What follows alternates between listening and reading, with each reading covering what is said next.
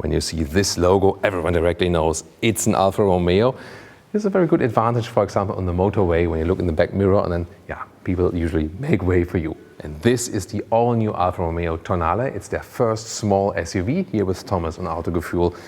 Everything you need to know on exterior, interior and the technology, because it's also the very first plug-in hybrid model. Misano blue is the exterior color, also would be my favorite one. And you can see here a lot of interesting design details. For example, the headlamps here with the daytime running light, 1, 2, 3. And these are also the optional matrix LED. They are standard for the Veloce version. And this Veloce version is the sporty version, always in the lower part, stronger styling right here. And also that front grille frame has the matte black appearance. Usually it would be rather bright. So in this case then you have the sportiest look. What's also cool is that when you activate the turning indicators, they basically run cascading through from left to right. Oh, we found an Easter egg. This Quadrifoglio small leaf. But will there be a Quadrifoglio version at some point? Who knows? Oh, and have you seen this nice detail here, the Italy flag in the side mirrors? And yeah, indeed, it is being built in Italy also, in Pomigliano, that's near Naples. The length at 4,53 meters or 178 inches, so that's a compact dimension. But styling-wise, I mean, both from the front, also from the side, really stunning. What's your take on that? Here the Veloce version with the black badge and also with more black contrast, for example, also here at the side mirrors, and also the frames here around the windows are in black. The Veloce also always comes with bigger wheels, so usually the wheels would start 18-inch, Veloce 19-inch, or here the optional 20-inch wheels with this typical, very bespoke styling by Alfa Romeo. We've seen it all through the years here with this 5-hole design that looks really amazing, with the red brake calipers also in this case. 235mm tires then in this case for the front. The Veloce also comes with an adaptive suspension, and then you can pick the driving modes and it adapts and it's a little stiffer or a little bit softer. However, even the base suspension has hydraulic cushions, so it's also somewhat adapting to the road surface, even then for the base models. That's of course a pretty cool thing to have. And towards the rear, what's really interesting, you can see here this kind of coupe shape, and when you open the door here, you can see that opens alongside. So yeah, just a very interesting detail. On the right side, you will have the petrol, at least for the left-hand drive cars. On the other side, then the plug-in hybrid, when it's a plug-in model. Here, very strong hips as well, and a very, very round rear. So if you come around, you see the lights are already beginning right here. And once again, you have almost a similar structure as in the front with this, 1, 2, 3 bows. But then the light goes all around the rear right here. So people have been buying Alfa Romeos for decades for the design, and once again, they really nailed it design-wise. Other than that, overall also in the rear, pretty clean, contrasting black lower area.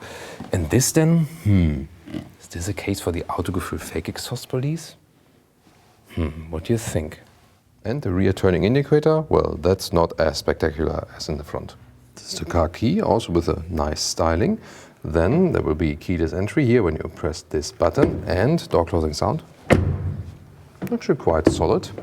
However, here from the inside of the doors then, let's take a look at that. This one it's not entirely hardback, but let's say somewhat hardback, just, a little bit soft just, but it should be softer, I think. Here, however, for your elbow, that's better than.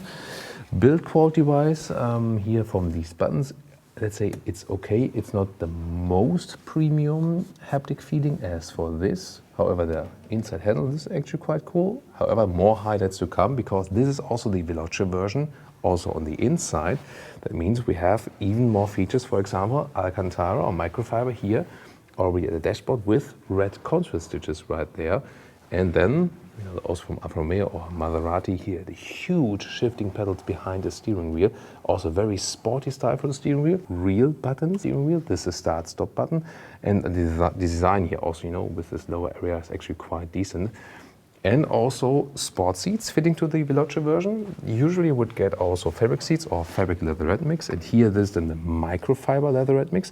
Look at that, also with a red background then, and kind of perforate for even more breathable functionality. And the outside then leatherette. And As my info goes, this interior then does not have animal skin, also not on the steering wheel. That's my info so far. So also a good direction Alfa Romeo is taking here, making some animal leather alternatives. And it really looks stunning. And also here there's a sportier form also in the upper part. But how comfortable is it actually? You know, we know Alfa Romeo with the Stelvio, with the bigger SUV. This one then the smaller brother. So let's see. Let's put the seat in the lowest area, lowest position, 1.86 m or 6'1". And the headroom actually is, yeah, still quite okay. So it also works for tall adults, makes a good and comfortable position so far. At the same time, you have a little bit more support than here in the shoulder area. Steering wheel up and down, in and out.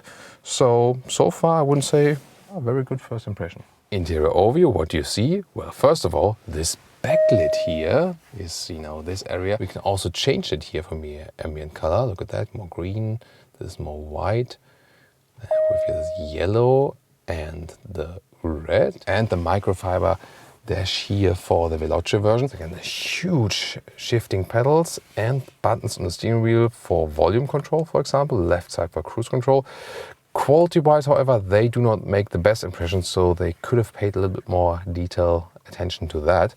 However, what is more likable is here, for example, this vent area. This feels good, and yes, not all of hashtag capacitive PS, as we know from a lot of manufacturers. Meanwhile, here still climate control to really be able to control that with hard buttons. Lower to that is 12-volt power supply, also with this illumination. USB-A and USB-C charger, you have both, and also inductive charging pad. And this is here actually quite well accessible. This is drive mode selector. If you have the adaptive suspension in the Veloce, also the suspension stiffness changes. But here from the steering wheel, you can easily access it and then go to the sports mode, for example. Then we have this classic shifting lever. Also a volume jog here. This is actually a good quality. And another Italy flag right here on the interior. Then cup holders are somewhat adaptive with these, you know, rubber pads right there. Then you have this nice leatherette cover for the armrest. Yeah, I'm not, you know, that a fan of this attachment here. However, there's some space underneath. Detail to the screen here. Optional, you can also get a TomTom GPS done here. And it's not too bad. You see here, it's, you know, not the most unresponsive one, and the detailing of the map also looks quite fancy. Let's see how fast it goes when we, for example, you know, enter Frankfurt as an address. See how fast it goes.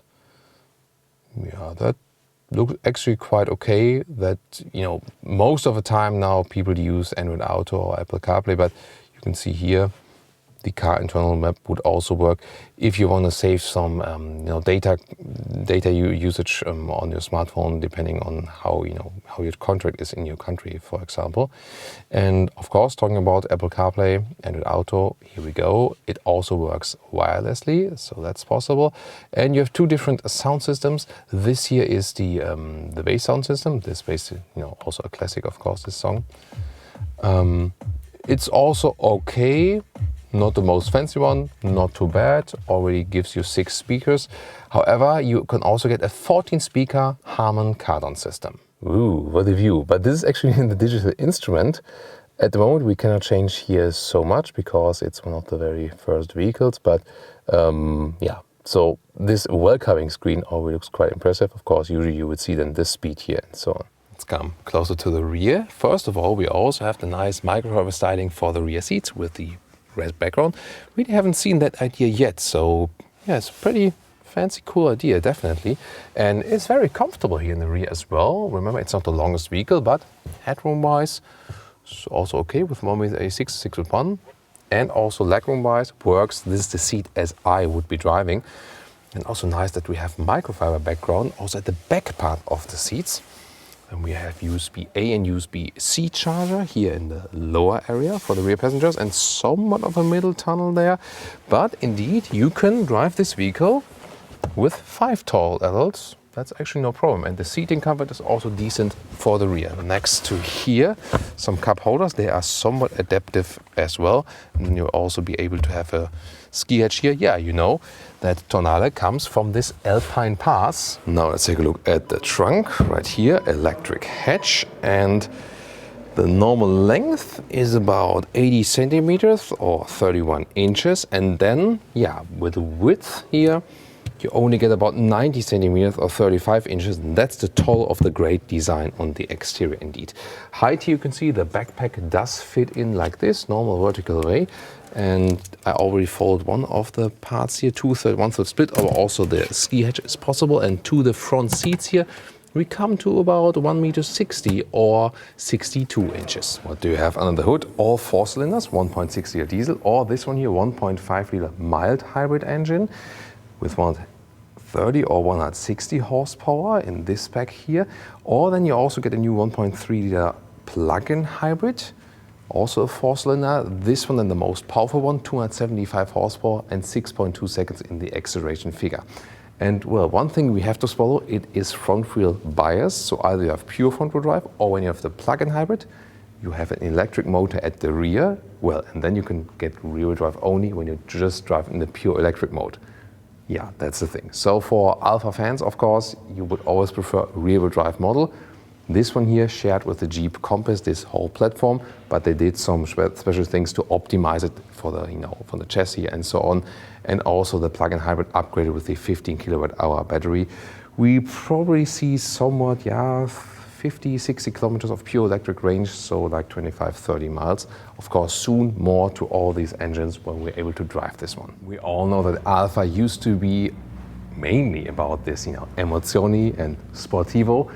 Now they bring in a new word, and it's metamorphosi. So the metamorphosis, so kind of like changing of the whole thing. Emozioni, emotion, is supposed to stay, definitely. But here with this electrification, things are changing. First plug-in hybrid model, and Alfa, just in a couple of years, will soon go all electric. This is basically like the first, step in between for that.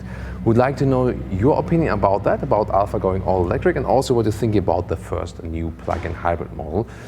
Competitor model would be a BMW X1, for example, or if you're also interested here in more Alfa Romeo, we also have the Stelvio review for you.